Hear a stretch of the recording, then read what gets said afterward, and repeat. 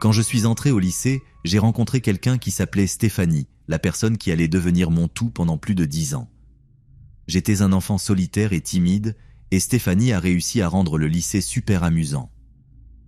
Nous avions d'autres amis, mais à la fin de la journée, c'était toujours Stéphanie et moi. Nous avons décidé ensemble d'aller à la même université et d'étudier les affaires parce qu'elle disait que cela ouvrirait de nombreuses portes. J'ai pensé que c'était une bonne idée, et l'univers était de notre côté parce que nous y sommes parvenus. Nous avons partagé une chambre la première année et avons déménagé hors du campus les 3 autres années.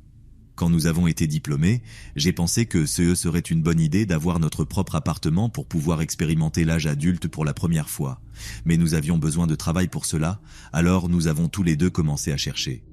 Stéphanie a obtenu un entretien dans une bonne entreprise quelques semaines après l'obtention de son diplôme, a décroché le poste et a réussi à me recommander. On m'a encouragé à postuler et 1 mois plus tard, je travaillais au même endroit et je sentais vraiment que nous étions des sœurs à travers tout cela. Nous avons trouvé des studios dans la même rue et ils avaient des prix raisonnables. Stéphanie a dit que nous pourrions être indépendantes tout en étant là l'une pour l'autre, et cela a été une excellente idée pendant la majeure partie de ma vie. Je ne pouvais pas croire que j'avais eu tant de chance de trouver ma meilleure amie, mais cette nouvelle situation de vivre et de travailler est venue avec quelques changements. J'avais plus d'heures que Stéphanie parce que nos rôles étaient légèrement différents. C'est difficile et ennuyeux à expliquer, mais je devais rester 1 heure de plus presque tous les jours. Au début, Stéphanie m'attendait pour que nous puissions prendre le métro ensemble, mais les foules aux heures de pointe étaient difficiles à gérer. Finalement, Stéphanie a décidé de partir ponctuellement à la fin de sa journée et de faire des courses. Elle me vérifiait toujours, et je lui envoyais toujours un message ou un emoji rapide quand je rentrais chez moi. La question est qu'à ce moment-là, j'avais quelque chose que je n'avais pas eu depuis le lycée, du temps pour moi-même. Je pouvais aller seul au supermarché et c'est là que j'ai rencontré Curtis. Je suis un peu particulière, donc je ne me suis jamais vraiment intéressée au rendez-vous quand tout le monde le faisait. Et je me souviens seulement d'avoir eu un petit ami pendant 2 semaines au lycée et d'avoir partagé quelques baisers avec des personnes au hasard à l'université, et ce n'était rien. Les petits amis des livres étaient tous ceux dont j'avais besoin pour me satisfaire à cet égard, si tu vois ce que je veux dire. Curtis était différent, même si notre rencontre au supermarché ressemblait vraiment à une comédie romantique et il m'a dragué de manière assez éhontée. Il ressemblait à l'homme de mes livres et je me suis simplement jeté sur lui au sens figuré, pas réellement, car nous avons passé cette première nuit ensemble. Tu sais, j'ai toujours cru que les filles timides ne sont timides que parce qu'elles n'ont pas rencontré celui qu'elles désirent. Au final, ce n'était pas une aventure d'un soir. Il voulait quelque chose de plus et vivait à proximité, et j'étais complètement partante. Il m'a fallu un certain temps pour me rendre compte que je n'avais pas vu Stéphanie depuis presque 3 semaines, et elle m'attendait après le travail un jour et me l'a dit. Je suis vraiment désolé d'avoir été si insensible, envoyer des textos et des mèmes n'était pas suffisant, mais elle m'a demandé ce que je faisais ce jour-là et je lui ai parlé de Curtis. Dire qu'elle était surprise est un euphémisme. Quand je lui ai dit à quel point c'était sérieux, elle était encore plus surprise et inquiète. Je lui ai assuré que tout allait bien, que je l'aimais beaucoup, mais que je n'étais pas stupide. Cependant, je ne pouvais pas sortir avec elle ce soir-là parce que j'avais déjà des plans avec lui. Cela ne lui a pas plu et elle n'a pas eu peur de me le dire. Nous avions discuté de cela en grandissant, comment nous ne voulions jamais être le genre de femmes qui oublient leurs amis quand elles trouvent des petits amis. Je lui ai dit que ce n'était pas la même chose parce que j'avais déjà des plans avec Curtis auparavant. Stéphanie a dit que nous n'avions jamais eu besoin de plans auparavant. Mais je lui ai dit de commencer à en faire, sinon nous passerions des jours sans nous voir. J'agissais joyeusement pendant cette conversation, mais je pouvais remarquer qu'elle n'était pas complètement heureuse. Elle a soupiré et a dit que nous sortirions le soir suivant et que je devais lui promettre de tout lui raconter. J'ai pensé que c'était une excellente idée. Le lendemain, pendant notre sortie, je lui ai raconté tout ce que je savais sur Curtis, tout ce qui n'était pas privé, mais elle voulait en savoir encore plus. Elle voulait savoir exactement où il vivait, où il travaillait, sa taille, son signe astrologique, son anniversaire. J'étais confuse, mais je lui ai dit ce que je savais. Stéphanie m'a demandé de découvrir le reste et je lui ai dit que je le ferais car nous nous verrions probablement dans quelques jours. Nous avons convenu d'aller dans un nouveau restaurant et Stéphanie a demandé lequel et je lui ai répondu sans réfléchir. Et crois-le ou non, elle est apparue à notre rendez-vous sans invitation. Curtis et moi étions déjà assis à notre table et elle est simplement restée là. Le silence était inconfortable, alors j'ai regardé Curtis en me mordant la lèvre. Il a saisi mon signal et l'a invité à s'asseoir. Je n'ai pas aimé ça, et le lendemain au travail, elle est venue à mon bureau et m'a demandé si nous pouvions avoir une soirée entre filles chez moi bientôt. J'ai adoré cette idée parce que je réfléchissais à des moyens de lui dire que se présenter au restaurant n'était pas correct, mais je n'étais pas encore sûr si c'était un gros problème ou non, étant donné que nous nous connaissions depuis toujours. Nous avons eu notre soirée entre filles, c'était amusant, pleine de rire. J'ai abordé le sujet du rendez-vous interrompu et elle a esquivé le sujet jusqu'à ce que je le laisse tomber. J'ai pensé, je ne voulais pas la déranger ou la blesser en lui disant qu'elle était en réalité la troisième roue. La vie amoureuse de Stéphanie était compliquée. Je ne savais pas grand-chose, mais elle sortait avec beaucoup de garçons à l'université et disait que c'était le moment d'expérimenter. En quelque sorte, je pensais qu'elle était le contraire de moi, que je ne m'en souciais tout simplement pas. Je n'ai jamais vu les visages des hommes qu'elle rencontrait, et si elle couchait avec eux, elle le faisait dans leur dortoir ou appartement. Ce que je savais, c'est qu'elle n'avait pas été sérieuse avec personne non plus. Techniquement, j'étais la première à avoir un petit ami stable. Mais quelques jours après notre soirée entre filles, j'ai remarqué que Curtis ne m'avait ni envoyé de texto, ni appelé depuis la dernière fois que nous nous étions vus le jour avant cette soirée entre filles. Il n'a pas répondu à mes messages, et je commençais à m'inquiéter. J'ai pensé à appeler Stéphanie, mais je ne voulais pas. Curtis et moi, et ce qui se passait entre nous, semblaient privés. Cela semblait aussi stupide de paniquer après seulement quelques jours, alors j'ai attendu. J'ai décidé de nettoyer mon appartement pour passer le temps, et c'est alors que je l'ai trouvé. Il y avait une boîte à chaussures sous mon lit. Je ne garde pas de boîtes à chaussures du tout. Mes parents étaient pratiquement des accumulateurs, et je m'étais promis de jeter tout, ce dont je n'avais pas besoin, mais celle-ci était petite, comme le genre pour les chaussures d'enfant. Je l'ai sortie et j'ai failli la jeter, mais quelque chose m'a dit de regarder à l'intérieur. C'était confus, j'ai vu une serviette en tissu tachée de nourriture, un vieux tube de rouge à lèvres, des cheveux et une fiole de liquide noir. L'intérieur sentait l'encens, du genre qui me donne mal à la tête. Je ne me souvenais pas avoir eu ces ordures, mais j'ai pris la serviette et j'ai remarqué le logo du nouveau restaurant. Nous n'avions pas mangé là-bas depuis que Stéphanie avait interrompu notre rendez-vous. Je n'avais jamais pris cette serviette, ce qui signifiait que seules 2 personnes pouvaient avoir fait cette boîte et la mettre sous mon lit. Un éclair de quelque chose m'est passé par l'esprit. Mon petit ami de 2 semaines au lycée. Nous avons rompu et j'étais triste dans ma chambre quand Steph est venu me rendre visite avec de la glace et des biscuits. À ce moment-là, j'ai accidentellement laissé tomber un biscuit et il a roulé sous mon lit. En le ramassant, j'ai trouvé une chaussette qui sentait comme la boîte à chaussures et je me souviens ne pas avoir pu dire ce qu'il y avait à l'intérieur. Stéphanie l'a pris avant que je puisse regarder de plus près et m'a dit de ne pas m'inquiéter parce que j'étais déprimé. Pas vraiment, mais bon. Et elle l'a jeté ou l'a emporté chez elle. Je m'en fichais. Donc la boîte à chaussures devait venir d'elle, pas de Curtis. J'ai eu une sensation étrange et j'ai pris une photo.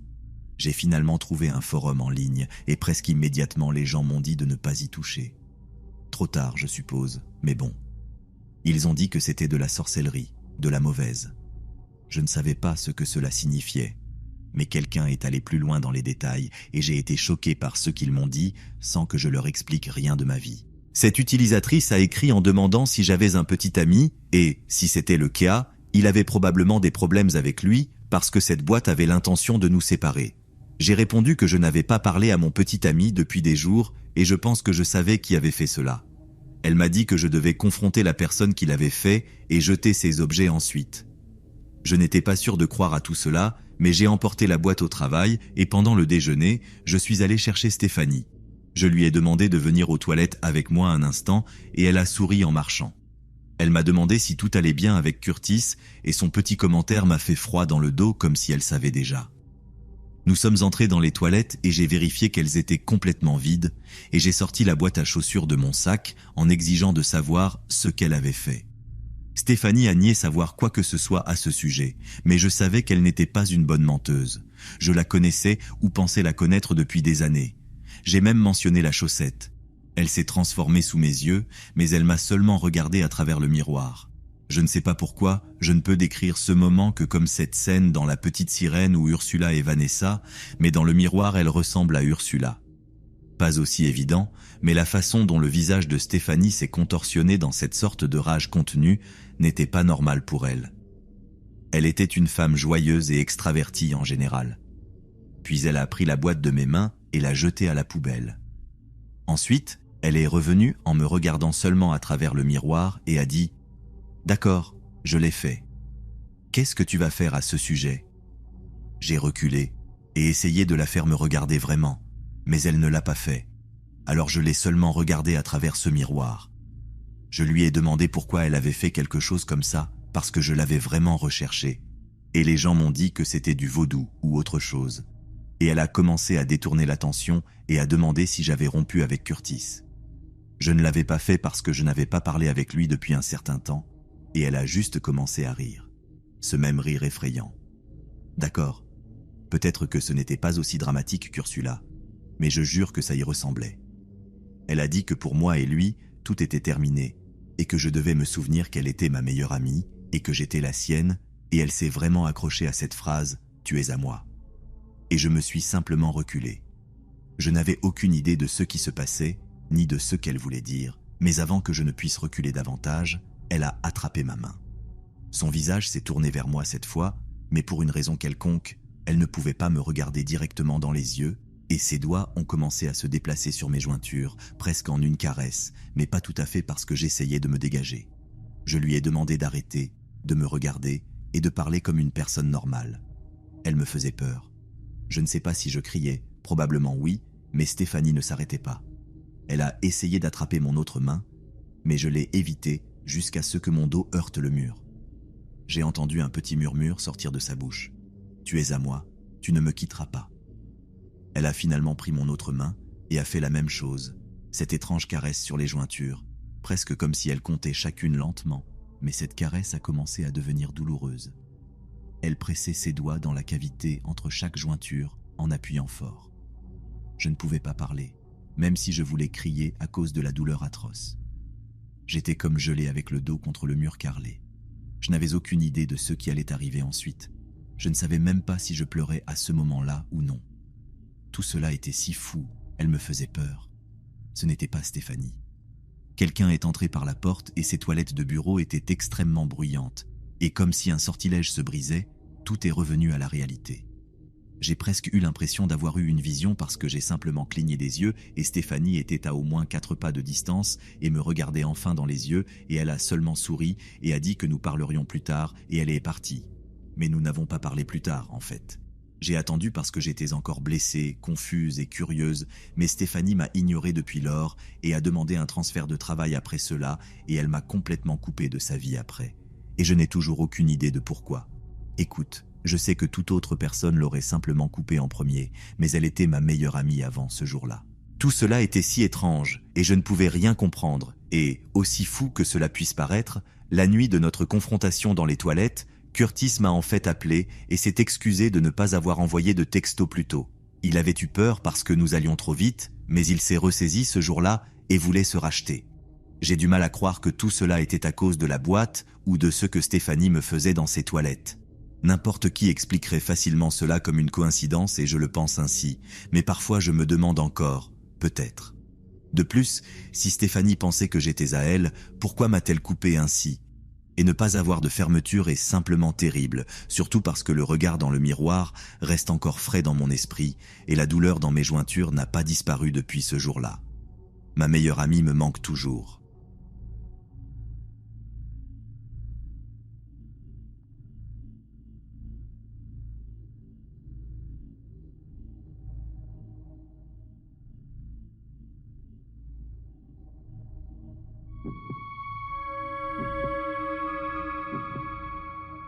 Fais attention à certaines des personnes les plus aimables que tu aies connues. La seule personne dans ma vie qui est simplement apparue et s'est parfaitement intégrée à mon groupe d'amis a également été l'homme le plus perturbant que j'ai jamais rencontré. Cependant, c'est grâce à lui que j'ai compris certaines choses sur la vie et à quel point il est facile de tomber dans une foule étrange.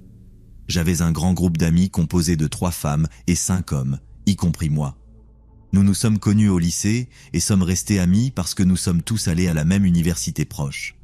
Mes autres groupes d'amis disaient que c'était de la chance, parce que la plupart des gens perdent contact avec leurs anciens camarades de classe une fois que la vie s'interpose. J'aimais les avoir encore parce qu'ils représentaient des temps plus faciles dans ma vie. Être avec eux, c'était comme manger de la nourriture réconfortante, les soucis concernant l'avenir et les responsabilités actuelles disparaissaient quand j'étais avec eux. Nous étions tous dans la vingtaine, et bien que certains d'entre nous sortions ensemble et introduisions de nouveaux partenaires, ces personnes n'étaient pas vraiment membres de la bande, pour ainsi dire. Personne ne pouvait vraiment se joindre à nous jusqu'à que l'un de mes amis, Richard, nous présente un type appelé Francis. Francis était son ami du travail et le type le plus charismatique du monde. Ce n'était pas un charisme ostentatoire de clown de classe, mais simplement cette confiance infinie et la manière dont il parlait te faisait sentir comme si tu étais la seule personne dans la salle. J'aime les femmes, mais il y avait des moments où je le questionnais autour de lui. Il était toujours en train de te toucher, pas de manière grossière, mais avec une main sur l'épaule ou une agréable tape dans le dos. Il formait une connexion instantanément et nous l'aimions tous plus que toute autre nouvelle personne. Ainsi, Francis a commencé à se joindre plus souvent à nos petites réunions. C'était rafraîchissant. 8 amis du lycée ont tendance à répéter les mêmes anecdotes encore et encore jusqu'à mourir d'ennui. Mais Francis avait des histoires fantastiques de se mettre dans des ennuis depuis l'âge de 10 ans, de fuir ses parents jusqu'à ce que la police le retrouve, de s'échapper pour voir sa petite amie que ses parents détestaient et bien d'autres histoires.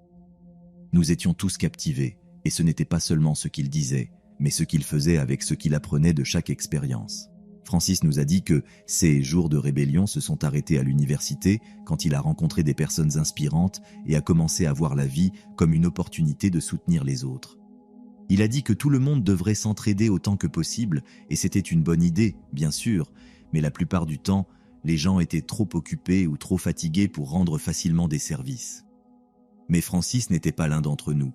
Une amie, Anna, a été licenciée de son travail pour avoir tenté de déposer une plainte auprès des ressources humaines concernant son collègue trop amical. Et nous l'avons publié dans le chat de groupe, et j'ai écrit que nous devrions trouver un avocat pour poursuivre l'entreprise. J'ai alors découvert que Francis avait été ajouté au groupe avec le petit message contextuel disant « Francis écrit ». Il a dit à Anna de ne pas s'inquiéter parce qu'il connaissait des gens et pourrait lui trouver un nouvel emploi, et il l'a fait. Anna a eu un emploi moins de 2 semaines plus tard avec un salaire plus élevé et de vrais avantages. Une fois installée dans l'emploi, elle voulait oublier son ancien poste et nous avons soutenu sa décision de ne pas engager de poursuite. Francis était le héros de notre groupe à ce moment-là. Quand une autre amie, Tina, avait besoin de déménager, il a fait venir certains de ses autres amis et l'a aidé pour que personne ne dépense un centime. Je ne pouvais pas aider parce que j'ai des problèmes de dos, mais c'était impressionnant de sa part, et il semblait y avoir 1 million de scénarios comme celui-ci, et il semblait que Francis nous avait aidés tous à un moment ou un autre, et nous ne le connaissions que depuis quelques mois, mais il est devenu notre personne de référence, celle sur laquelle nous comptions le plus, et cela signifiait que, malgré le fait qu'il était nouveau dans le groupe, il assumait en réalité un rôle de leader. Francis choisissait où nous allions, et au début cela ne nous dérangeait pas parce que c'était une agréable pause dans la routine de manger de la nouvelle nourriture ou de visiter un nouvel endroit, mais quelque chose m'a dérangé une nuit quand Anna a mentionné qu'elle avait envie de nos habituelles ailes de poulet, mais que Francis avait vu quelque chose et voulait soutenir un restaurant vietnamien local. Moi aussi, je voulais des ailes, mais je ne voulais pas aller à l'encontre de Francis à ce moment-là, pas consciemment, je me sentais juste mal que ce type essayait de soutenir un petit restaurant et nous voulions aller à notre endroit habituel de franchise. À la fin, nous avons suivi le choix de Francis et c'était bien. La nourriture était exotique et aromatique, mais sans offenser, ce n'était pas quelque chose que je pourrais apprécier tout le temps et Anna n'était pas contente. Et j'ai essayé de la faire rire en lui disant que nous avions mangé des ailes 1 million de fois et que c'était agréable de varier nos choix, et Francis avait raison de vouloir aider les entreprises locales. Elle s'est animée et nous l'avons oubliée, et je me souviens seulement avoir pensé que quelque chose était étrange alors avec tout ce qui s'est passé après. La vie dans notre groupe a continué comme d'habitude. La troisième amie, Hélène, nous a présenté son petit ami et c'était un bon gars, mais comme je l'ai dit plus tôt, nous n'étions pas les meilleurs pour accueillir les gens. Alors nous savions que nous ne le verrions pas souvent. Les couples, petits amis et petites amies restaient à une certaine distance, mais la prochaine chose que j'ai su était qu'Hélène avait rompu avec le gars. Ils étaient ensemble depuis seulement 2 mois, ce qui était étrange parce qu'Hélène était une personne très sérieuse, elle ne se lançait pas dans des relations à moins qu'elles ne soient à long terme. Elle évaluait ses gars pendant un certain temps avant de les appeler petits amis. J'ai demandé à Richard ce qui s'était passé avec Hélène quand Francis nous a emmenés à un étrange barbecue brésilien avec karaoké, et pendant que tout le monde chantait, Richard m'a dit qu'Hélène avait rompu avec son gars à cause de Francis. Je lui ai demandé si elle l'aimait et s'ils étaient ensemble, et Richard m'a dit que ce n'était pas le cas. Francis avait surpris le nouvel homme d'Hélène en train de regarder trop d'autres femmes dans le club, et il connaissait des gens qui le connaissaient. Ce n'était pas le bon gars qu'il semblait être. Alors Francis a parlé à Hélène et quelques semaines plus tard, elle avait rompu avec lui. Richard a dit qu'il était content que Francis ait découvert cela à propos de ce gars, parce qu'Hélène ne méritait pas qu'on lui brise le cœur, mais je n'étais pas à l'aise avec toute cette histoire. J'ai dit que Francis n'aurait probablement pas dû s'en mêler et aurait dû laisser les choses suivre leur cours, et Richard m'a dit que non, et qu'il était encore plus content que quelqu'un dans le groupe se soucie autant des filles pour les protéger. Et jusqu'à présent, Francis avait protégé et aidé davantage les filles. Je suppose que je pensais qu'il aimait l'une d'elles, mais cela ne semblait pas probable parce qu'il ne flirtait pas avec elle pendant nos réunions, et Richard m'a vu ricaner et m'a dit que je devrais aussi être reconnaissant envers Francis. Et je l'étais, je suppose. Et quelques semaines avant cette conversation, le sous-sol de mes parents a été inondé, et nous avons découvert que leur assurance habitation ne le couvrait pas. Francis a réussi à trouver des personnes qui travaillaient pour presque rien et a fait en sorte que tout le monde aide à couvrir les fonds dont ma famille avait besoin. J'ai dit à Richard qu'il avait complètement raison et que j'étais très reconnaissant envers Francis malgré toutes mes préoccupations, et cela devait être la raison pour laquelle moi et tous les autres étions d'accord avec la prochaine sortie que Francis a suggérée. Nous étions chez notre ami Ali quand Francis a annoncé que nous devions réserver un week-end pour son voyage annuel de glamping. J'ai grogné parce que je détestais la nature. Hannah était de mon côté, mais le reste des gars, Richard, Holly, Julian et Zach, m'ont dit que je devais à Francis. Francis a dit que personne ne lui devait rien, mais que le voyage était quelque chose qu'il faisait chaque année, et il serait éternellement reconnaissant d'avoir ses amis là cette fois. J'étais nerveux, je ne pouvais pas refuser après qu'il l'ait dit ainsi, et j'ai regardé Hannah, Hélène et Tina, qui se sont simplement haussé les épaules. Aucune d'elles ne voulait vraiment le faire, ce n'était pas comme nous. Mais nos autres amis étaient déjà à bord, et finalement j'ai juste dit « glamping alors ». Et quelques semaines après cette fête, nous sommes partis pour un voyage de glamping de 3 jours et 2 nuits. Je m'étais baigné dans l'anti-moustique et en avais acheté plus au cas où, et nous sommes arrivés à l'endroit que Francis avait choisi après 5 heures de conduite. C'était suffisamment isolé pour sentir les pins, mais il y avait aussi d'autres personnes là-bas, et cela m'a fait me sentir beaucoup mieux. Cependant, mon idée de glamping était très différente de celle de Francis. Cet endroit avait des tentes, mais elles ne semblaient pas du tout glamour. Les lits de camp semblaient dangereux, particulièrement pour mon dos, et la seule bonne chose était que nous avions un petit bâtiment à proximité avec des toilettes et des douches. Les filles se sont plaintes à Francis de son concept de glamping, mais il leur a dit que c'était bien plus agréable que CE que le vrai camping impliquait et qu'il avait même choisi cet endroit pour le bâtiment des toilettes afin qu'elles puissent être plus à l'aise. Maintenant, en regardant en arrière, je vois cela comme une sorte de distraction. Chaque fois que nous avions quelque chose à dire, Francis soulignait à quel point il était gentil et accommodant. C'était une méthode extrêmement efficace pour nous garder en ligne. Je me souviens avoir pensé plus tard, après que tout le monde ait choisi ses lits et rangé ses affaires, que Francis nous avait tous rassemblés autour du feu de camp encore éteint car il faisait encore jour. Il a dit qu'il aimait toujours commencer ses voyages par une petite prière aux cieux. Je ne savais pas qu'il était religieux et je lui ai demandé à ce sujet et Francis a simplement ri et a dit qu'il était juste spirituel, mais il voulait que nous nous unissions tous. Alors nous l'avons fait et cela a commencé suffisamment sérieusement. Bien que je savais que certains des hommes pensaient que Francis plaisantait, et nous l'avons ensuite transformé en blague. As-tu vu ce film de Sandra Bullock avec Betty White, n'est-ce pas? Nous avons fait cela et avons commencé à sauter partout sur notre site de glamping. C'était la première fois que je me détendais depuis que je suis monté dans la voiture avant. J'étais l'un des conducteurs parce que j'avais un SUV, mais j'ai vu l'expression de Francis. Il était, disons, déçu, et je ne peux pas dire qu'il était en colère parce qu'il n'a pas dit un mot et est entré dans sa tente après avoir terminé sa petite prière pendant que les autres continuaient à jouer. Je ne voulais pas lui prêter plus d'attention, alors j'ai juste ri et j'ai continué à tourner avec Hannah un peu plus. J'ai été surpris de voir à quel point cette nuit a été amusante. Nous avons allumé le feu de camp, mangé des hot dogs Zach nous a raconté des histoires effrayantes et Francis a ajouté quelques récits de ses aventures, dont à ce moment-là, je n'étais pas sûr qu'ils soient vrais, mais cela ne me dérangeait vraiment pas. Je n'étais pas trop préoccupé par les moustiques car ma bougie de citronnelle avait fonctionné.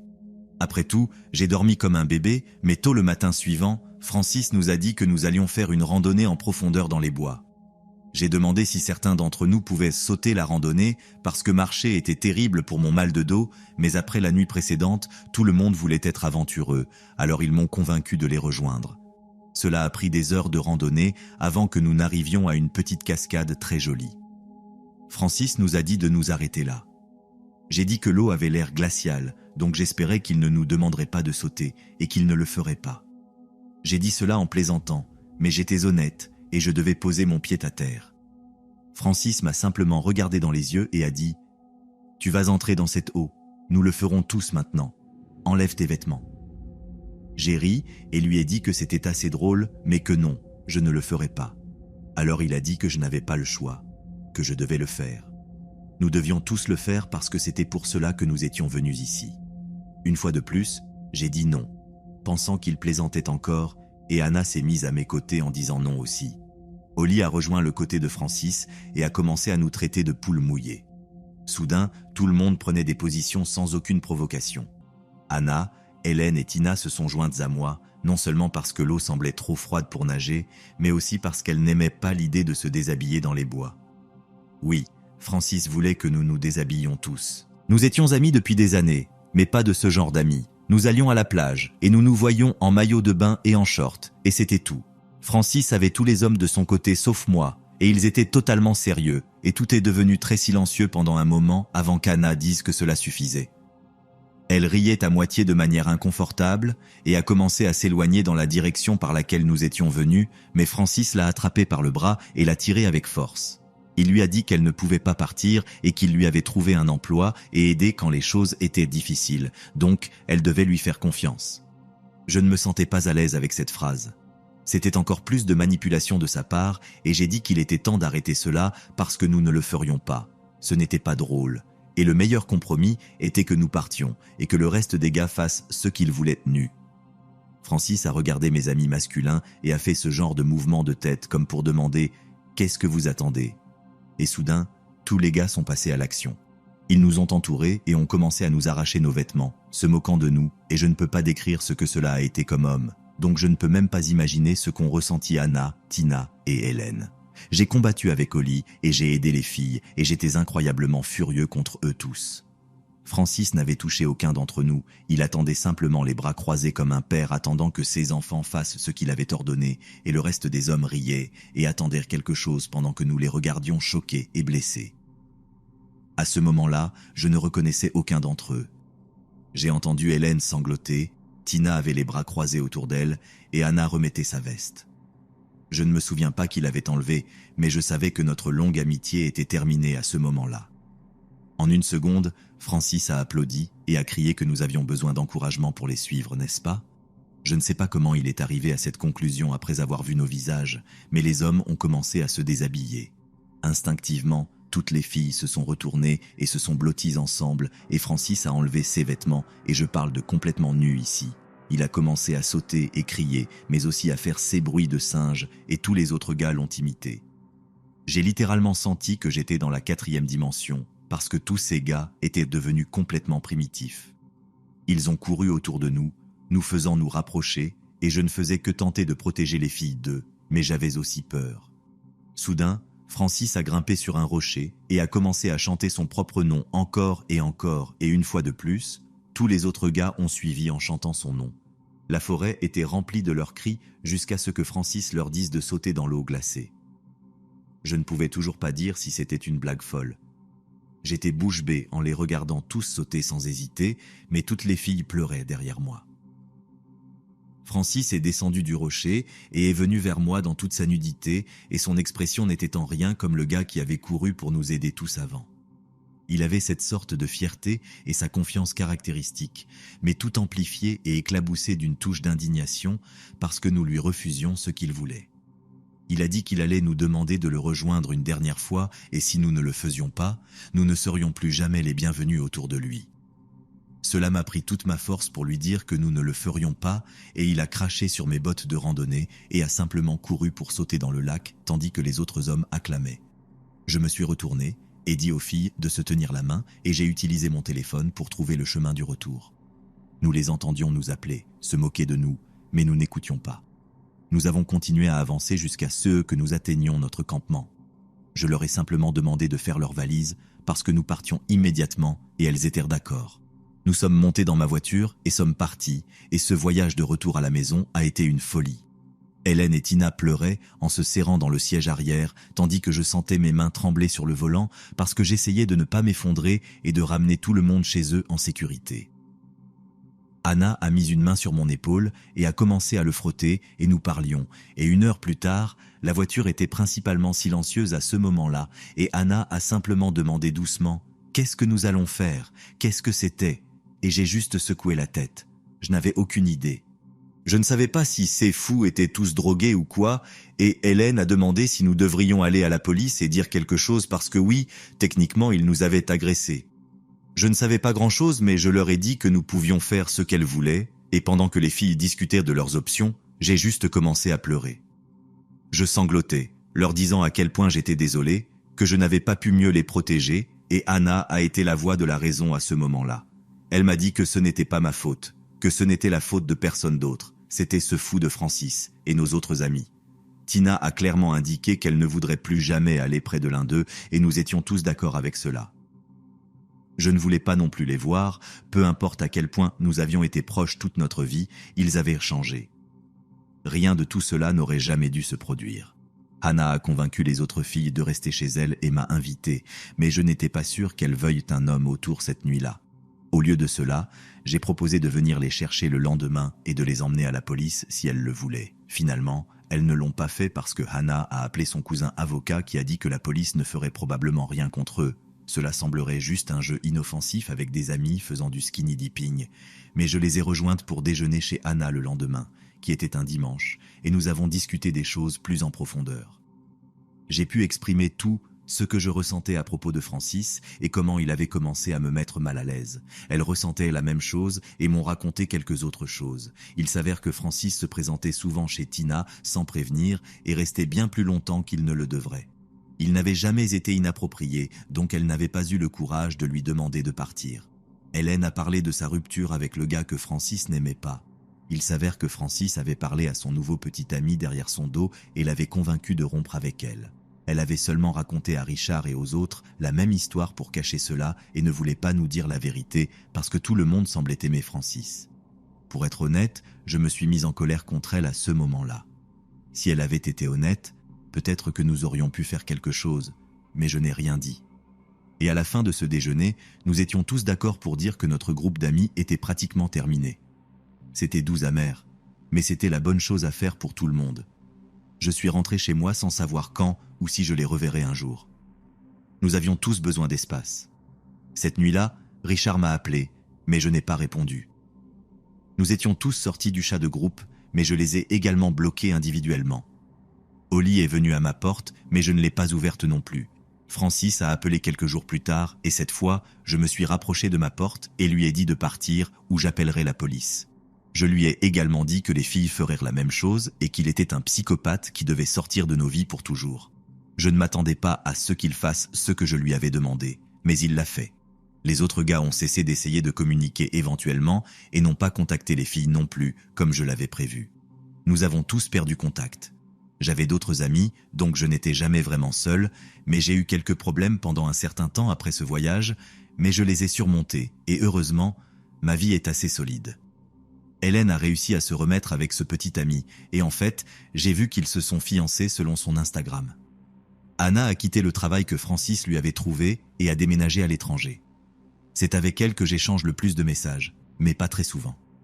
Tina va bien aussi et s'est installée dans une nouvelle maison avec son partenaire. Quant aux hommes, je ne sais rien d'eux. Chaque fois que je suis curieux, je me souviens de cette randonnée et j'arrête de vérifier leurs réseaux sociaux. Mais j'ai entendu parler de Francis. Il est devenu une sorte de conférencier motivateur sur les réseaux sociaux et les gens de notre région semblent le connaître. J'essaie d'ignorer sa renommée du mieux que je peux pour ma propre santé mentale. Je n'ai aucune idée de ce qui leur est arrivé ce jour-là. J'ai toujours la théorie qu'ils étaient peut-être drogués ou quelque chose comme ça. Certains d'entre eux expérimentaient de temps en temps, mais la façon dont ils ont agi ce jour-là n'a tout simplement aucun sens.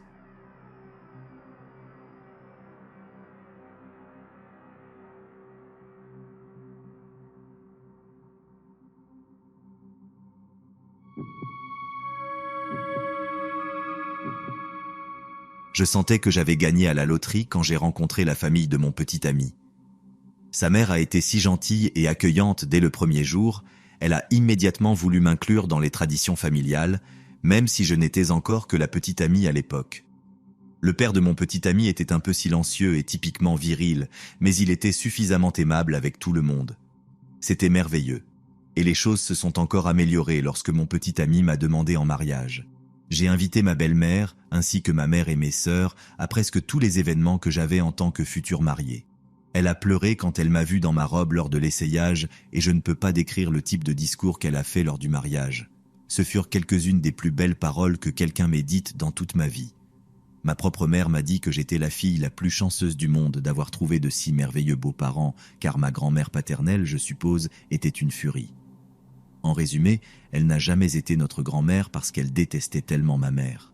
Mais telles que les choses se présentaient, mes futurs enfants, si je décidais d'en avoir, auraient les deux ensembles de grands-parents. Donc ma mère était très heureuse pour moi.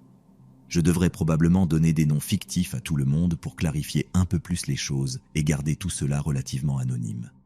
J'appellerai ma belle-mère Lucinda et mon mari Carlos, et vous devriez également comprendre que nous sommes une famille caucasienne et américaine et que cela s'est passé au XXIe siècle. Évidemment, personne n'était vraiment religieux. La famille de mon mari était catholique protestante, mais ils n'étaient pas vraiment des pratiquants, et ma famille n'allait à l'église que pour les mariages, et en réalité, en résumé, il n'y avait pas de choc particulier, ni vraiment aucun signe de ceux qui allaient suivre. Je ne peux pas dire qu'il y a eu un changement évident parce que tout s'est passé si graduellement. J'étais littéralement la grenouille dans une marmite d'eau chauffant lentement, comme j'aime le dire. Carlos et moi sommes partis en lune de miel aux Bahamas et nous avons passé un merveilleux moment.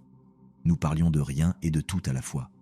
Une chose que j'ai clarifiée, c'est que j'envisageais d'aller à l'école de 3e cycle, donc je voulais attendre quelques années avant d'avoir des enfants. Nous n'avions discuté de ces choses qu'en termes généraux, mais après le mariage, il faut établir quelques règles de base pour vraiment faire savoir à l'autre dans quelle direction vous allez, et Carlos a été totalement compréhensif. Il a dit que c'était une idée merveilleuse d'attendre et que nous pourrions économiser de l'argent pour l'avenir, acheter une meilleure maison, etc. Incroyable, ai-je pensé. Quand nous sommes revenus de notre voyage, nous nous sommes installés dans nos routines quotidiennes en tant que couple marié. J'aurais dû me rendre compte à ce moment-là de ce que je n'avais pas remarqué lorsque nous sortions ensemble, où on pourrait dire que cela a commencé à ce moment-là, mais j'ai commencé à cuisiner tous les repas et Carlos est devenu plus désordonné que jamais. Nous n'avions vécu ensemble qu'1 an avant de nous marier et il n'avait jamais été vraiment si désordonné. Il aimait cuisiner pour moi, mais dans cette nouvelle normalité, il laissait des choses traîner, ne faisait pas la vaisselle, me disait quand il avait besoin que je fasse sa lessive et ceux qu'il avait besoin que je prépare pour le dîner. Et je sais que c'était un signal d'alarme immédiat, mais on ne remarque pas ces choses quand on est encore dans l'euphorie d'un mariage et d'une lune de miel. Je travaillais aussi et je cherchais où et comment postuler à l'école de 3e cycle, combien d'argent nous devrions dépenser et si je pouvais combiner cela avec mon travail. Et à la fin de cette première semaine de retour, j'étais complètement épuisé et j'attendais avec impatience de dormir le dimanche et de simplement rester au lit toute la journée.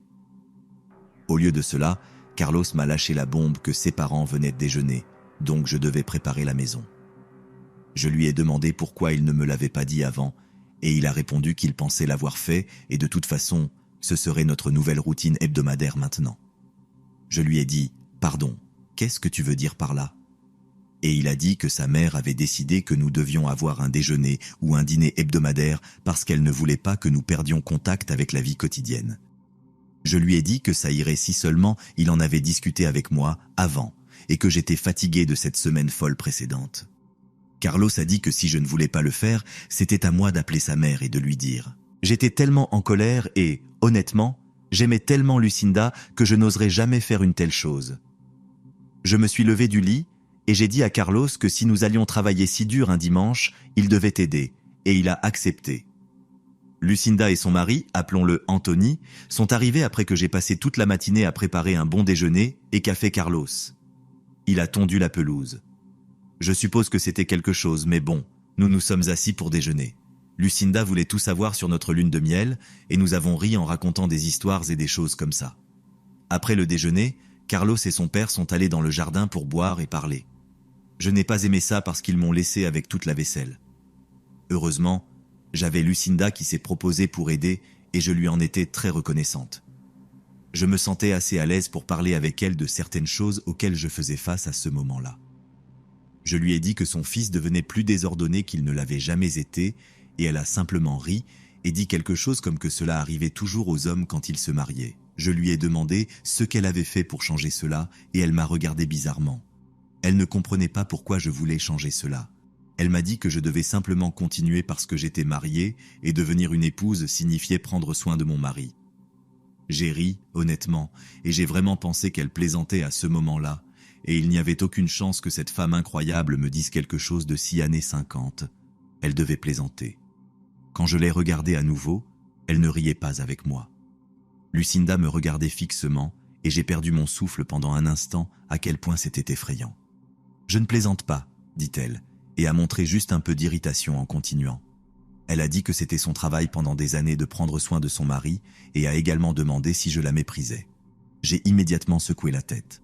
Je ne pouvais pas croire qu'elle interprétait mon rire de cette manière, mais j'ai aussi expliqué que je travaillais aussi dur que lui et que nous devrions partager les responsabilités de la maison et tout ce que cela implique. Lucinda m'a attrapé le bras et a serré un peu trop fort pour que je me sente à l'aise, mais pas assez pour que je me plaigne à ce moment-là, et a dit que ce mariage et quand tu auras des enfants sera plus difficile et que tu dois te préparer pour cela. Je veux que mes petits-enfants grandissent dans un bon foyer.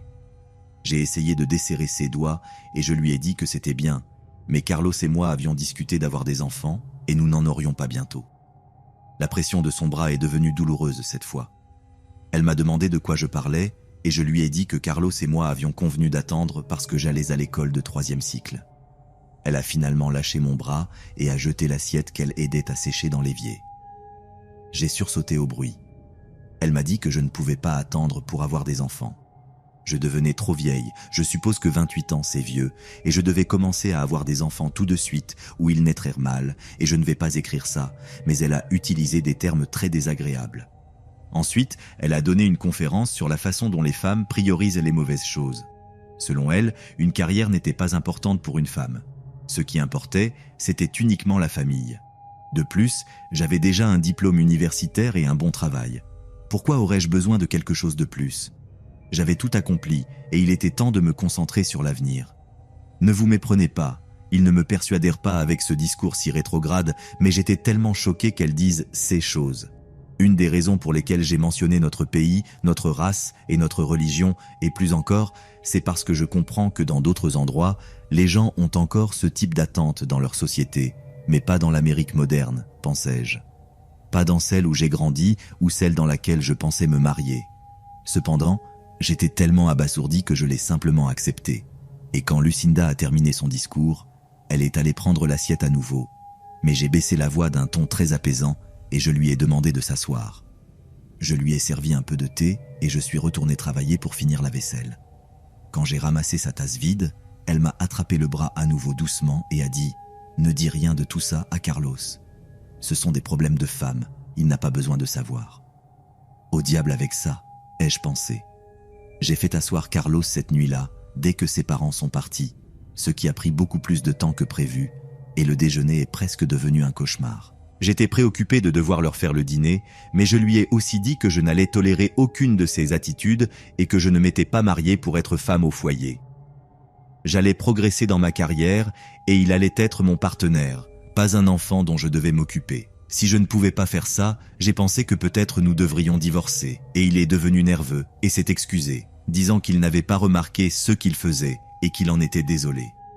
Bien, ai-je pensé, mais j'avais besoin de plus que des excuses. Je voulais un vrai changement en lui, et cela a fonctionné. Et après cette conversation, Carlos est redevenu le partenaire qu'il avait été avant le mariage. Le problème était, bien sûr, Lucinda, ma belle-mère, avec qui je ne pouvais vraiment pas parler comme je l'avais fait avec mon mari. J'ai accepté le déjeuner du dimanche chaque semaine, juste pour maintenir la paix. Mais Lucinda a commencé à apparaître plus souvent. C'était toujours après que je sois rentré du travail. Lors de la première visite surprise, elle a frappé à la porte et je l'ai ouverte, la laissant entrer, pas très joyeusement. Mais que pouvais-je faire? Elle est venue me montrer quelque chose sous prétexte de me souhaiter la bienvenue encore plus dans la famille. C'était un livre de cuisine, une copie de celui que toutes les femmes de sa famille avaient chez elle. C'était très agréable, mais elle m'a fait cuisiner une des recettes ce soir-là et elle est restée sans aider du tout. Lucinda a dit que je devais apprendre par moi-même parce qu'elle ne serait pas toujours là. Carlos est arrivé et nous nous sommes assis pour dîner et elle est partie sans aider à nettoyer. Un autre jour, elle est apparue avec les chemises de mon beau-père pour m'apprendre à coudre des boutons. Une autre fois, sa leçon était une façon spéciale de faire la lessive qui rendait les choses plus douces et meilleures. Et je perdais patience avec elle. J'ai dit à Carlos et il a dit qu'il parlerait avec elle et ensuite elle voulait que je vienne chez elle. Au début, c'était différent parce qu'elle me flattait. Elle m'a donné des biscuits et m'a montré de vieux albums de photos de Carlos quand il était enfant. Je savais que c'était une sorte de journée pour me persuader d'avoir des enfants et je hochais simplement la tête et souriais. Mais une nuit a été terrible pour moi. Je ne me souviens pas si j'avais eu une mauvaise journée au travail ou si je me sentais simplement mal, mais quand j'ai vu que Lucinda m'attendait, j'ai su que quelque chose allait se passer. J'ai essayé de me contrôler et je l'ai laissée entrer dans la maison, écoutant son discours joyeux sur une amie à elle qui venait de devenir grand-mère. Elle a regardé ma maison et m'a dit que j'avais besoin de passer l'aspirateur plus souvent parce qu'elle devenait trop poussiéreuse, et je lui ai dit que je le ferais bientôt. Elle a commencé à renifler et a dit que j'avais aussi besoin de nettoyer plus souvent parce que la maison sentait l'humidité. Je suis entré dans la cuisine pour boire un peu d'eau et elle m'a suivi. Honnêtement, il y avait comme 2 assiettes dans l'évier que je n'avais pas nettoyées ce matin-là parce que j'étais un peu en retard et Lucinda a commencé à claquer la langue et à secouer la tête. Elle a dit quelque chose comme « Ma chère, c'est ta responsabilité de garder la maison en ordre. Je vais venir plus souvent, j'ai besoin de te former. » Et c'était tout. J'ai craché la gorgée d'eau que je venais de prendre et j'ai toussé pendant un moment avant de pouvoir commencer à parler ou vraiment à crier, mais je l'ai fait. Je lui ai dit qu'il n'y avait pas de formation pour moi, je n'étais pas un chien, je n'étais pas une femme de ménage. 2 assiettes et un peu de poussière n'avaient pas d'importance, et son fils ne m'avait pas épousé pour avoir une aide ménagère avec laquelle il pourrait coucher. J'admets que j'étais très grossière et un peu hystérique, et, pour être honnête, je m'attendais à un peu de résistance. Lucinda aurait dû devenir aussi folle que moi, et je pensais qu'elle me réprimanderait pour avoir élevé la voix et donnerait un autre discours des années 50, mais elle ne l'a pas fait. J'ai vu son visage devenir complètement stoïque et sa bouche était fermement fermée et ses narines s'élargissaient juste un peu. Puis elle est sortie de la cuisine et est sortie de ma maison. Je l'aurais suivie et présenté mes excuses, mais j'étais trop fatigué. J'étais sûr que je la verrais plus tard, évidemment, et nous pourrions avoir cette conversation. Je considérais que Carlos n'avait probablement jamais parlé avec elle de notre accord. Peut-être que Lucinda appellerait en pleurant Carlos sur la façon dont je lui avais parlé. J'attendais ça, cette communication ouverte, vous savez. Mais mon mari est rentré à la maison, m'a embrassé, et nous avons poursuivi notre soirée comme d'habitude. Il était fatigué, mais il m'a aidé avec les assiettes, a été affectueux, et nous sommes allés nous coucher en excellents termes. Eh bien, ai-je pensé, Lucinda voulait garder ces choses entre nous, et peut-être que c'était la raison pour laquelle elle m'avait demandé de ne rien dire à Carlos sur ses problèmes de femme. Mais le lendemain matin, j'ai décidé de m'excuser quand elle viendrait et nous pourrions nous asseoir et parler. Lucinda n'est pas venue et n'a répondu à aucun de mes appels. J'ai demandé à Carlos si tout allait bien avec elle et il a dit qu'il avait parlé avec elle et tout semblait aller bien. Je lui ai donné quelques jours avant de décider d'aller chez elle.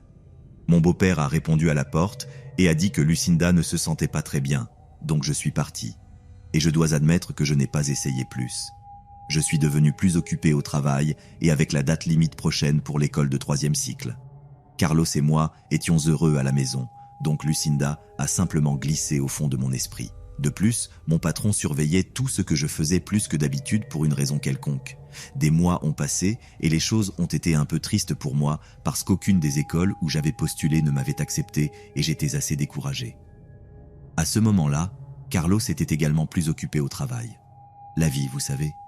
Et avant que je m'en rende compte, c'était Thanksgiving et nous allions chez Lucinda.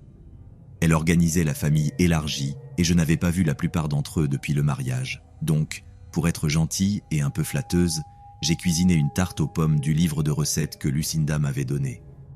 Je l'ai apportée et elle a froncé le nez et dit quelque chose de sarcastique, comme qu'elle ne pensait pas que je voulais être une bonne à tout faire et une cuisinière. J'ai laissé passer parce qu'elle était évidemment encore en colère contre moi. Le problème ensuite était que presque tout le monde à la fête m'évitait. Au début, je pensais que je me faisais des idées, mais les gens quittaient discrètement les pièces quand j'étais là. Certaines conversations s'arrêtaient quand je sortais de la cuisine pour aller dans le jardin. Pendant la soirée, Carlos ne s'est même pas rendu compte, mais j'étais de plus en plus inquiète. Après le dîner, alors que tout le monde était encore dehors, j'ai réussi à coincer Lucinda dans la cuisine. Je me suis excusé d'avoir crié et j'ai parcouru ma liste d'excuses et de justifications et je me suis complètement blâmé juste pour être de son côté. Lucinda a laissé un plateau de verre vide sur le comptoir de la cuisine et s'est tournée vers moi et a commencé à me remercier pour les excuses, mais c'était trop tard. Je lui avais montré que je n'étais pas assez bien pour son fils, mais elle allait s'assurer que cela change bientôt, dit-elle. Je lui ai demandé de quoi elle parlait. Lucinda a croisé les bras et a insisté sur le fait qu'elle allait bientôt corriger mon attitude. Lucinda n'a jamais été une personne terrifiante, mais la façon dont elle m'a regardé n'était pas la femme qui avait pleuré en voyant ma robe de mariée.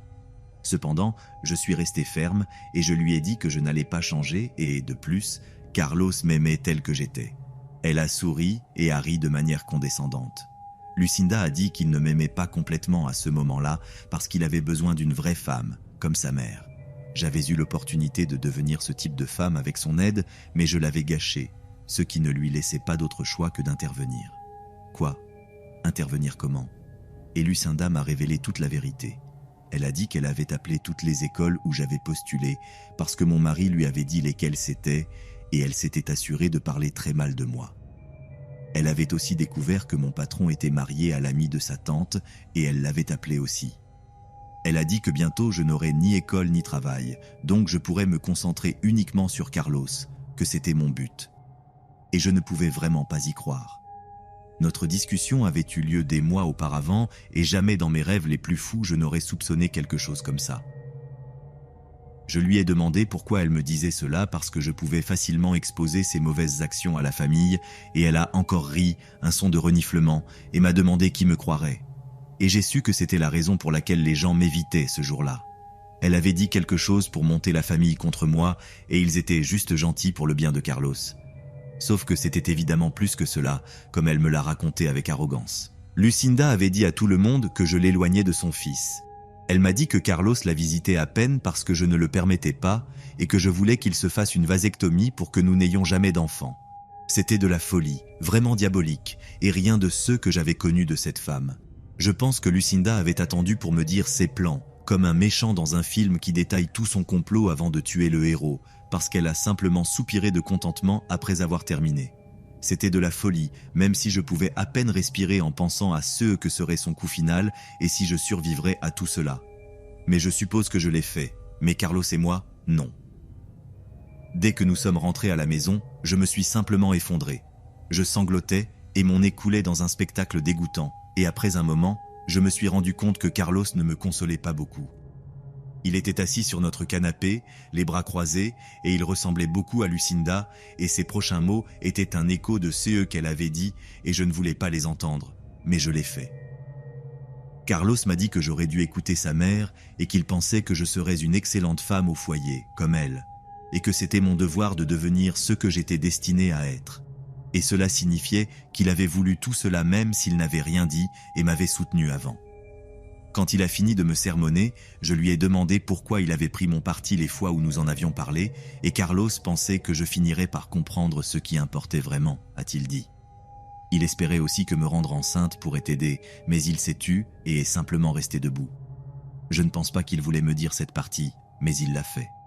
Je ne sais pas exactement ce qu'il faisait avec ma contraception, mais je le croyais capable de tout à ce moment-là. Quoi qu'il en soit, j'ai su que c'était terminé à ce moment-là, mais j'avais une dernière question pour lui. Toi et Lucinda avez planifié tout ça ensemble ? Et Carlos n'a pas répondu, mais il avait ce même regard stoïque, comme sa mère. Je ne peux pas bien le décrire, mais son silence m'a simplement rendue violente. Je me suis jeté sur lui et je l'ai giflé aussi fort que j'ai pu. Maintenant, je sais que c'était mal. Je sais que je n'aurais pas dû le toucher, mais je lui ai dit d'enlever ce regard de son visage immédiatement. Je me répétais, mais je lui ai dit. Plutôt, je lui ai crié clairement que je n'étais pas une parfaite femme au foyer pour être intimidée, et ce n'était pas ce que nous avions prévu. De nulle part, une gifle est venue en retour. Logiquement, je savais que c'était une réplique parce que je l'avais fait en premier, mais la douleur qui irradiait de ma pommette jusqu'à mes orteils n'était rien de ce que j'avais ressenti avant. Je voulais tomber par terre et continuer à sangloter, mais le regard de haine dans les yeux de Carlos m'a arrêté net. Je me demandais s'il me frapperait encore, mais il a secoué la tête et est simplement parti pour la nuit. Je ne sais pas si j'avais été stupide de ne pas partir plus tôt, dès que sa mère avait commencé à agir bizarrement, mais je n'allais pas être une idiote plus longtemps. Je viens d'une famille pleine de femmes fortes qui me dirent de partir, mais c'était si doux amer. Toute la dernière année de ma vie, le mariage de rêve, la lune de miel et la famille que j'avais commencé à former, tout était fini. J'ai fait mes valises et j'étais prête à partir en moins d'1 heure. Carlos est revenu quand je préparais ma voiture et je me préparais à quelque chose, mais nous étions dehors et nous nous sommes juste regardés avant qu'il me dise une dernière chose. Tu ne trouveras jamais quelqu'un comme moi. Et, bien sûr, il avait raison. J'ai trouvé quelqu'un d'encore mieux. Et tu sais quoi? Avec le temps, ironiquement, je suis une mère au foyer, mais j'ai un vrai partenaire qui veut que je sois une vraie mère et épouse quand il rentre du travail. Je suis aussi allé à l'école de 3e cycle et j'espère revenir à ma carrière une fois que les enfants seront plus grands. Ah, et j'ai démissionné de ce travail presque immédiatement. Et je suis triste de signaler que je pense que Carlos et Lucinda ont trouvé une petite Cendrillon à exploiter, mais pour faire court, ce n'est plus mon problème.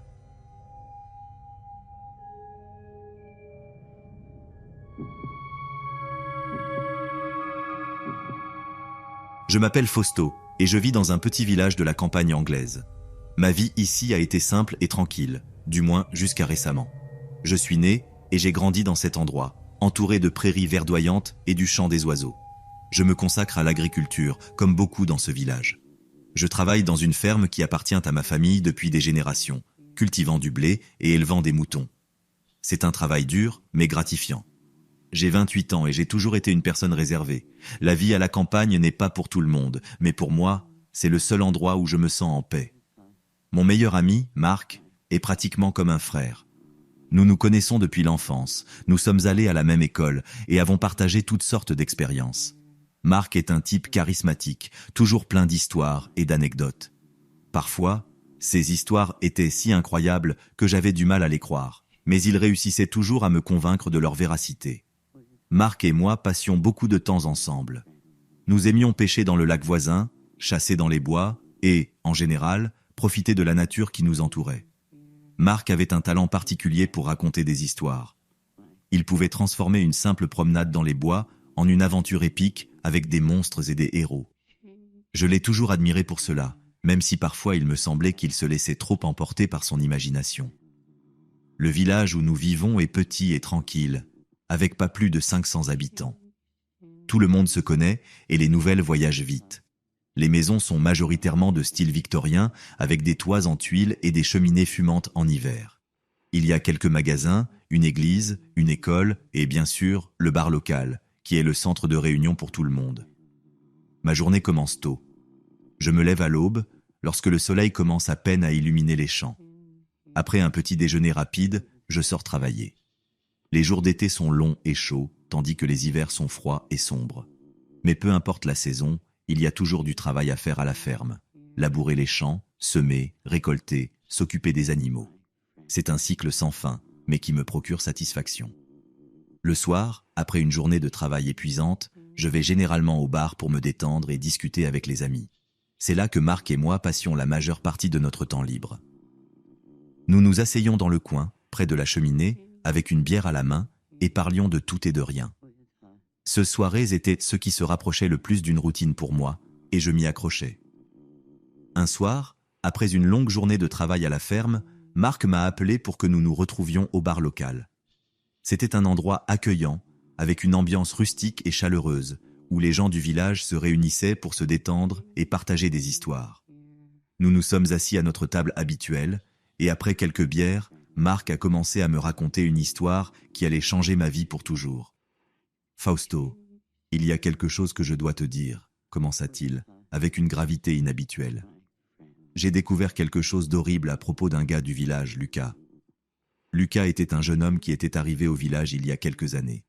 Il était tranquille et réservé, mais semblait toujours aimable. Je ne comprenais pas pourquoi Marc était si préoccupé, alors je lui ai demandé de continuer. « Lucas n'est pas celui qu'il prétend être », dit Marc en baissant la voix. J'ai découvert qu'il est impliqué dans quelque chose de très sombre. Je l'ai vu de mes propres yeux, Fausto. Il fait du mal aux gens, des choses terribles. Je ne peux pas entrer dans les détails, mais crois-moi, nous devons faire quelque chose à ce sujet. Je sentis un frisson parcourir mon dos. Je connaissais Lucas, du moins c'est ce que je pensais. Il avait toujours été aimable avec moi, mais après avoir écouté Marc, je ne pouvais m'empêcher de penser à ce qu'il pourrait cacher. Quel genre de choses terribles pourrait-il faire? L'esprit de Marc était rempli de détails graphiques et horribles qu'il me racontait à voix basse. « Fausto, je sais que c'est difficile à croire, mais tu dois me faire confiance. J'ai vu des choses que je ne peux même pas décrire sans me sentir malade. Nous devons l'arrêter avant qu'il ne fasse plus de mal. »« Qu'as-tu vu exactement ?» lui demandai-je, sentant la peur m'envahir. Marc me regarda avec des yeux remplis d'un mélange de panique et de détermination. « J'ai vu Lucas dans les bois, près de chez lui. Il creusait un trou, grand, comme pour enterrer quelque chose. Je me suis approché discrètement et j'ai vu qu'il sortait un sac de sa voiture. Il semblait lourd. Je ne voulais pas croire ce que mes yeux voyaient, alors je me suis approché un peu plus. C'est alors que je l'ai vu ouvrir le sac et en sortir un corps, Fausto. Un petit corps, comme celui d'un enfant. Je suis resté sans souffle. La simple idée que Lucas, le gentil et réservé Lucas, puisse être impliqué dans quelque chose d'aussi monstrueux me remplissait d'horreur. Mais Marc n'avait pas terminé. Pas seulement ça, Fausto. Après l'avoir enterré, je l'ai vu retourner chez lui. La curiosité m'a pris, et quand il est parti, je me suis approché de sa maison. J'ai trouvé une fenêtre entr'ouverte, et j'ai regardé à l'intérieur. Ce que j'ai vu m'a paralysé. Il y avait une table, et dessus, des instruments chirurgicaux, du sang séché et d'autres sacs. Cela ressemblait à une scène tirée d'un film d'horreur. J'ai aussi vu des photographies d'enfants et d'adultes, tous avec des expressions de terreur sur leur visage. Fausto, je crois que Lucas est un tueur en série. Je sentis un nœud dans l'estomac et je pouvais à peine respirer. « Pourquoi n'es-tu pas allé à la police ?» lui demandai-je, essayant de traiter toutes les informations. J'ai essayé, mais j'ai besoin de preuves concrètes et je ne voulais pas éveiller les soupçons avant d'être sûr. Mais je ne peux pas le faire seul, Fausto. J'ai besoin de ton aide pour l'arrêter avant qu'il ne fasse plus de mal. Les paroles de Marc résonnèrent dans ma tête pendant des jours. Je ne pouvais pas me sortir de l'idée que quelqu'un dans notre tranquille village puisse faire quelque chose d'aussi horrible. Mon esprit était rempli d'images sombres et de pensées terrifiantes. Je ne pouvais ni dormir, ni me concentrer sur le travail. Finalement, j'ai décidé que je devais confronter Lucas et mettre fin à ce qu'il faisait. Un soir, après m'être assuré que tout était en ordre à la ferme, je me suis dirigé vers la maison de Lucas. C'était une petite cabane à la lisière de la forêt, isolée et silencieuse. En m'approchant, mon cœur battait la chamade. J'ai frappé à la porte avec force, et quand Lucas a ouvert, j'ai pu voir la peur dans ses yeux. Sans réfléchir, je l'ai poussé à l'intérieur et j'ai commencé à le frapper. « Je ne sais pas de quoi tu parles, Fausto !» criait Lucas, essayant de se protéger. Mais j'étais aveuglé par la colère et la peur, convaincu que je faisais ce qu'il fallait. Je l'ai frappé encore et encore, jusqu'à ce qu'il cesse de bouger. Je haletais, mon corps tremblait. J'ai regardé Lucas au sol, et soudain, la gravité de ce que j'avais fait m'a frappé de plein fouet. À ce moment-là, la porte s'est ouverte brusquement et Marc est entré en courant. « Fausto, arrête, arrête !» cria-t-il, mais c'était trop tard. La vie de Lucas s'était éteinte par ma main. « Marc, quoi ?» commençai-je à dire, mais il m'interrompit. « Tout était un mensonge, Fausto. Tout ce que je t'ai dit était une blague, une histoire pour te faire peur. Je n'ai jamais pensé que tu ferais ça. J'ai eu l'impression que le sol s'ouvrait sous mes pieds. Un mélange d'horreur, de culpabilité et de désespoir m'a envahi. J'avais tué un homme innocent à cause d'un mensonge, une histoire inventée par mon meilleur ami. Je ne savais pas quoi faire. Marc était aussi abasourdi que moi, mais il a réussi à réagir le premier. « Nous devons partir d'ici, maintenant », dit-il, me traînant hors de la maison. Nous avons couru dans la forêt, sans regarder en arrière. Je ne sais pas combien de temps nous avons couru, ni combien de fois je suis tombé et relevé. Je me souviens seulement du son de ma respiration et des battements assourdissants de mon cœur. Finalement, nous nous sommes arrêtés dans une clairière, loin de tout chemin ou sentier connu. Marc et moi sommes restés dans cette clairière pendant ce qui semblait être des heures, sans savoir quoi faire. La réalité de nos actions nous frappait de plein fouet, et le désespoir grandissait en moi. Il n'y avait pas de retour en arrière possible, aucune façon de défaire ce que j'avais fait. Nous avons décidé de nous séparer et de nous cacher jusqu'à ce que nous puissions penser à un plan. Marc m'a assuré que nous trouverions une solution, mais au fond de nous, nous savions tous les deux que nos vies avaient changé à jamais. Depuis lors, je suis en fuite, me cachant dans différents villages, essayant d'échapper à la culpabilité et au remords. Mais peu importe où je vais, l'image de Lucas et le poids de ce que j'ai fait me suivent toujours. Les semaines suivantes ont été un flou de peur et de paranoïa. Chaque ombre semblait être un policier, chaque bruit dans la nuit me faisait sursauter. Je n'osais pas retourner chez moi, ni contacter ma famille. J'ai vécu en nomade, me déplaçant d'un endroit à un autre, toujours dans l'espoir de trouver un lieu sûr où je pourrais penser clairement. Un jour, alors que je me cachais dans une vieille maison abandonnée en périphérie d'un autre petit village, j'ai trouvé un journal dans un tiroir poussiéreux. Il appartenait à l'ancien propriétaire de la maison, un homme nommé Harold. Ces dernières entrées parlèrent de sa peur et de sa solitude, de la façon dont il sentait que le monde s'était retourné contre lui. Je me suis vu reflété dans ces mots, et j'ai compris que je ne pouvais pas continuer ainsi. J'ai décidé que je devais affronter ce que j'avais fait. Je ne pouvais pas continuer à fuir pour toujours. J'ai contacté Marc, qui était également en fuite. Nous nous sommes retrouvés dans un endroit isolé, loin de tout témoin. « Marc, je ne peux pas continuer à vivre ainsi, lui ai-je dit. Nous devons affronter ce que nous avons fait. Je ne peux pas continuer à fuir ma culpabilité. » Marc était pâle et mince, clairement affecté par la situation. Il a acquiescé, mais ses yeux montraient un mélange de peur et de désespoir. « Tu as raison, Fausto. Mais comment allons-nous faire? Que allons-nous dire? Nous avons passé des heures à discuter, essayant de trouver une manière de nous confesser sans ruiner complètement nos vies. Nous savions qu'il n'y avait pas de solution facile, mais au moins, si nous nous confessons, nous pourrions trouver un certain type de paix. Finalement, nous avons pris une décision. Nous nous rendrions à la police, raconterions notre histoire et accepterions les conséquences. Nous savions que ce serait difficile, mais il n'y avait pas d'autre option.